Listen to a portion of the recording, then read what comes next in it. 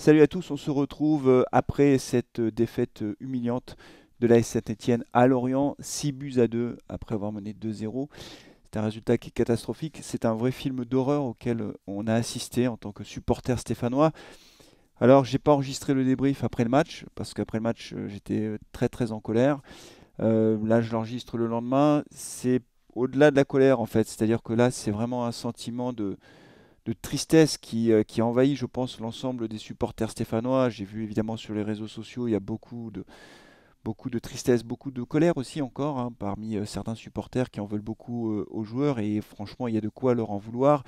On va refaire le film de ce match invraisemblable en fait. Ce qui s'est passé, c'est invraisemblable. Ça montre toutes nos lacunes mentales, techniques que l'on connaissait, mais on s'était repris à espérer un petit peu avec de meilleurs résultats depuis on va dire mi-janvier.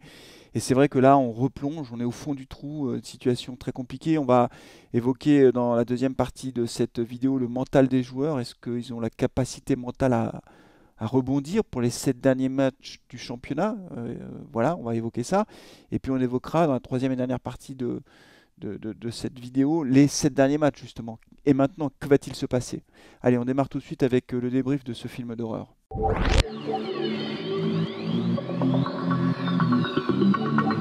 Oui, un véritable film d'horreur au moustoir hier, Lorient qui écrase Saint-Étienne, mais qui l'écrase vraiment, qui enfonce Saint-Étienne 6 buts à 2. Et pourtant, ça avait bien commencé pour les Stéphanois avec l'ouverture du score de Denis Bouanga, un centre de Colo, une tête dans la surface de réparation, les Verts ouvrent le score. Honnêtement, on va dire les 30 premières minutes, on voit bien qu'elles sont très clairement à l'avantage de la Saint-Etienne qui techniquement semble être au-dessus des Lorientais. Moi, pendant le live, je me suis dit, mais en fait, il y a une vraie différence entre les deux équipes. J'étais pas inquiet, d'autant que Arnaud Nordin va doubler la mise rapidement et qu'on avait même eu un fait de jeu en notre faveur, c'est-à-dire que Koné avait égalisé, mais l'assistance vidéo avait été utilisée, avait montré que l'attaquant lorientais était hors jeu au départ de l'action. Donc, euh, on ouvre le score 1-0, Lorient égalise, le but est annulé. Et derrière, dans la foulée, on fait le break. On fait le break. On mène 2-0 à l'extérieur face à un concurrent direct pour le maintien. Et tout se passe bien. Honnêtement, il y a eu quand même quelques incursions. On a vu à un moment donné Mofi qui s'est retrouvé tout seul face à Bernardoni et qui a raté son duel. En tout cas, Bernardoni a fait un bel arrêt. Mofi, toujours lui, s'est retrouvé là aussi en très bonne position après les 6 mètres. Et une reprise, un centre à ras de terre en retrait. Il a plus qu'à la prendre du plat du pied, il la met dans les nuages. Et donc on se dit que globalement tout se passe bien, même si c'est vrai que défensivement on sentait quand même que plusieurs fois on avait été mis en difficulté. Et tout a basculé en 2 minutes, en toute fin de première mi-temps. Comme d'habitude, hein, vous savez comment ça se passe. Hein, on concède des pénaltys juste avant la mi-temps, donc c'est génial.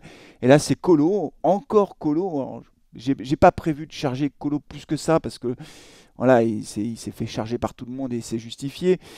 Colo qui se retrouve derrière Mendes, Mendes qui est rapide et Colo qui fait quand même un tacle alors qu'il est en retard. Mais Colo, mais qu'est-ce que tu vas faire un tacle? Évidemment que tu attrapes la jambe de Mendes, et évidemment qu'il y a pénalty, et évidemment que le pénalty est transformé, puisque Bernardoni n'arrête pas un pénalty.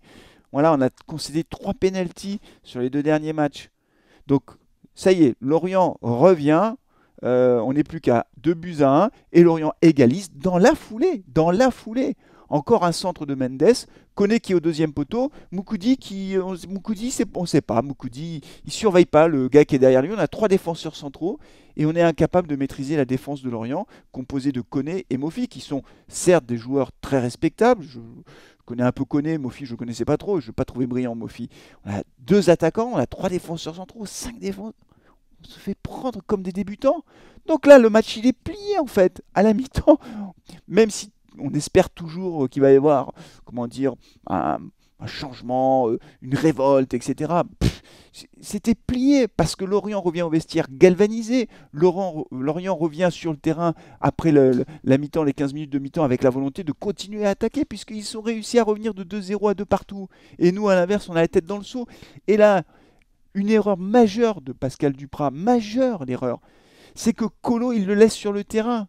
Colo, il nous coûte à Marseille, face à Marseille, il est responsable en partie, il n'y a pas que lui bien sûr, ce serait très dur de dire que lui est responsable de tout, puisque c'est Mangala qui concède le penalty qui permet à Marseille d'égaliser, mais Colo marque contre son camp face à Marseille, donc il est déjà marqué à psychologiquement. Là, il concède le penalty. Mais c'est sûr qu'il n'est plus dans le match, Colo. C'est sûr. C'est sûr qu'il ne prendra plus aucune initiative. Il faut le sortir à ce moment-là. Tu le sors à la mi-temps. Pas en disant c'est une sanction, tu le sors. On a Troco sur le banc. Non, il laisse Colo sur le terrain. Donc Colo revient sur le terrain. Et qu'est-ce qui se passe? Là, c'est le fait qu'il part dans le dos de Colo et qu'il va marquer le 3e but. Et puis le 4e. Et puis le 5e. Et puis le 6e. Résultat des courses, on prend 10 buts en 2 matchs. Avec à chaque fois 5 défenseurs. Mangala, nul. Moukoudi, nul. Colo, archi nul. C'est un désastre en fait. C'est un désastre total. C'est une humiliation pour l'AS Saint-Etienne. D'ailleurs, c'est Denis Bouanga qui l'a dit. Il a dit, je cite, au micro de Amazon, il a dit on a été nul à chier, honte à nous. Oui, c'est honteux, c'est honteux. On avait le match en main, on mène 2-0, on n'est pas capable de tenir le score. Donc c'est très révélateur de nos faiblesses techniques et psychologiques, mais la défense, elle n'existe plus. Hein, la défense est nulle. Voilà, la défense est nulle. Mais Bernardoni ne nous sauve pas non plus. Il a fait 1 ou 2 arrêts, mais on avait dit oh là là, c'est depuis que Bernardoni là. Non, je veux pas charger Bernardoni plus qu'un autre parce que Moukoudi a été nul, Mangala, ils ont tous été nuls, sauf Denis Bouanga. Mais ils ont tous été nuls. Donc je veux pas, me focaliser sur un joueur. Mais enfin, on prend 10 buts en 2 matchs. À un moment donné, tu te dis le gardien de temps en temps, il en arrête ou pas? Je sais pas. Donc voilà, on est dans une très grande difficulté. Alors bien sûr, Lorient, ça y est, ils repartent de l'avant, ils rebondissent. On parlera de la fin de saison dans quelques instants. Mais nous, on est au fond du trou. Et donc aujourd'hui, la vraie question, c'est de savoir si on a la capacité psychologique pour rebondir, pour essayer de trouver les ressources morales nécessaires, pour essayer de se préparer pour le prochain match face à Brest. On parle tout de suite, dans la deuxième partie de cette vidéo, du moral des joueurs et de leur capacité à rebondir.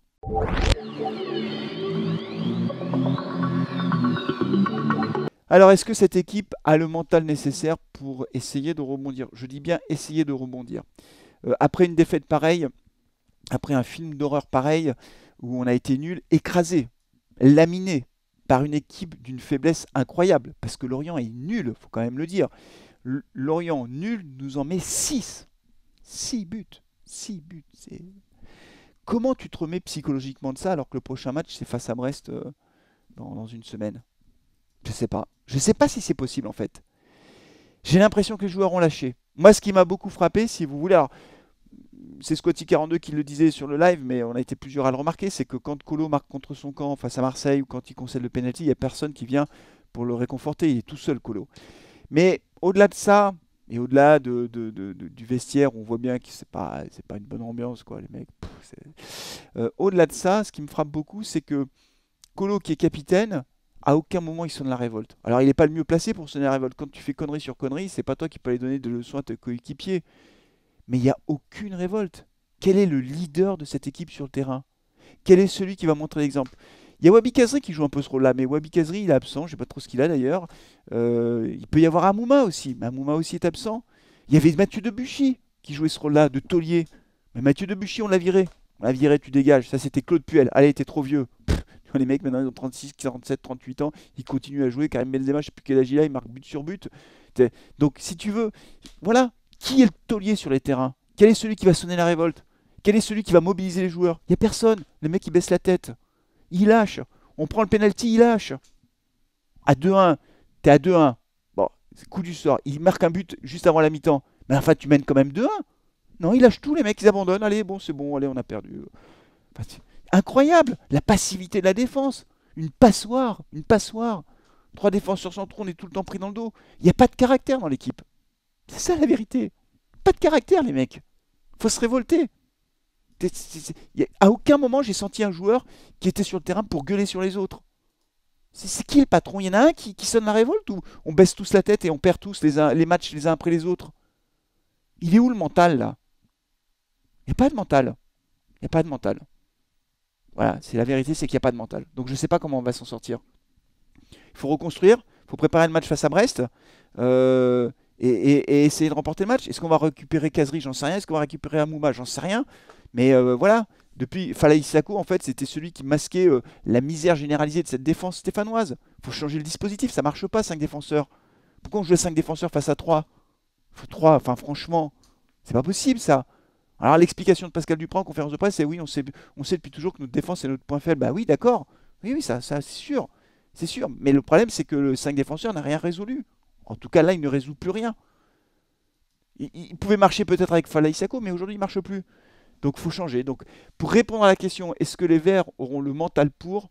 Aujourd'hui, malheureusement, j'ai plutôt tendance à répondre non. Parce que cette défaite va laisser des traces, beaucoup de traces dans les esprits, et qu'en plus, on se rapproche de la fin de saison, ce qui veut dire que, encore une fois, les joueurs qui sont en fin de contrat, moi, à mon avis, ils sont déjà un peu la tête ailleurs en train de préparer la saison prochaine. Les joueurs qui ne sont pas en fin de contrat, mais qui ont été mis à l'écart par Pascal Duprat, malgré ses propos en disant tout le monde est concerné, etc. C'est pipeau, ça. À un moment donné, si tu veux, quand tu n'es plus dans le groupe, ton entraîneur compte pas sur toi, l'équipe descend en Ligue 2, bah, là aussi, tu penses à autre chose. Donc, moi, je pense vraiment qu'aujourd'hui, on est dans une situation psychologique du côté des joueurs qui est catastrophique et qui, malheureusement, ne m'incite pas à l'optimisme pour cette fin de saison. Voilà la vérité. Alors, la fin de saison, on va en parler, on va regarder ensemble dans quelques instants le programme des 7 matchs qui nous attendent jusqu'à la fin de cette saison épouvantable.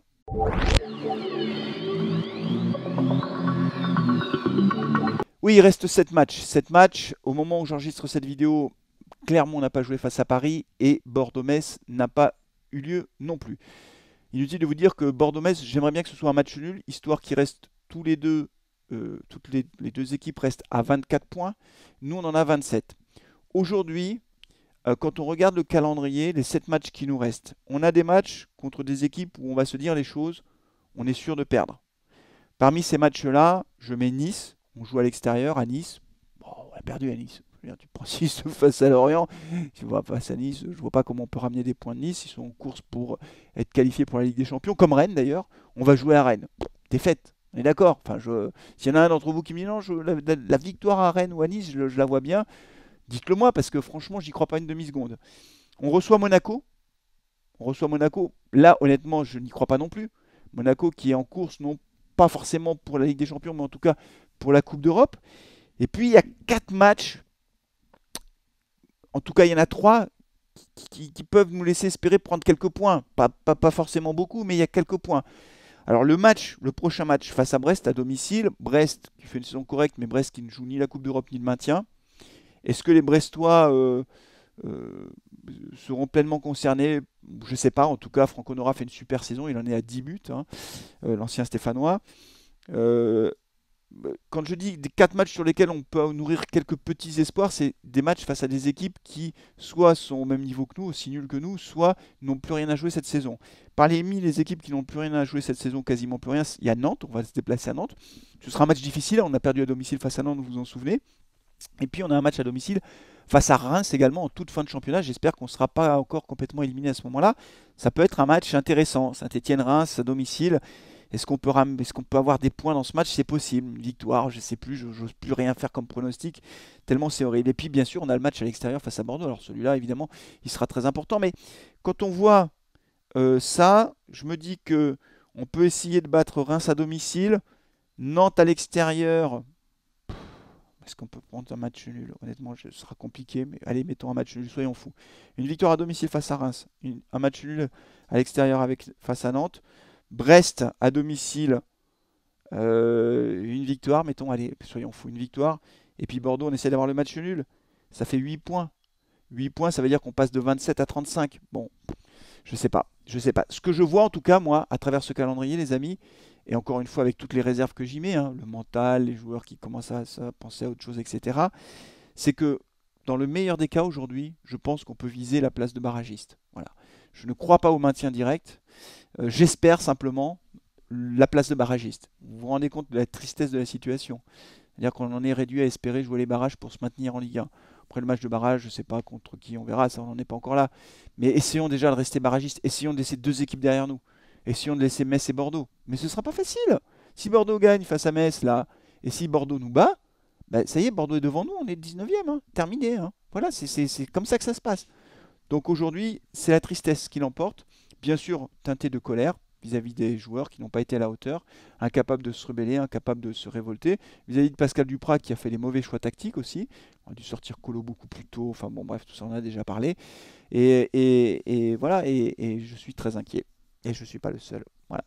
Alors dites-moi, vous, comment vous voyez la fin de saison? Est-ce que vous nous voyez barragistes ou est-ce que nous voyez descendre directement? Je crois qu'il n'y a personne aujourd'hui qu'un supporter stéphanois, après la prestation minable face à Lorient, qui voit les Verts se maintenir sans passer par les barrages. C'est-à-dire que dans le meilleur des cas, c'est les barrages. Voilà les amis, c'est tout pour ce triste débrief. On se retrouvera bien sûr pour le match face à Brest. J'ai les copains de Carton Rouge qui veulent absolument faire un carton rouge le mag rapidement parce qu'ils sont très énervés. Voilà, ils veulent sortir les cartons rouges. On va essayer de se caler ça. Voilà, on va essayer de se caler ça, mais aujourd'hui la colère gronde du côté des supporters stéphanois. Prenez soin de vous, de vos proches et allez les Verts. Ciao.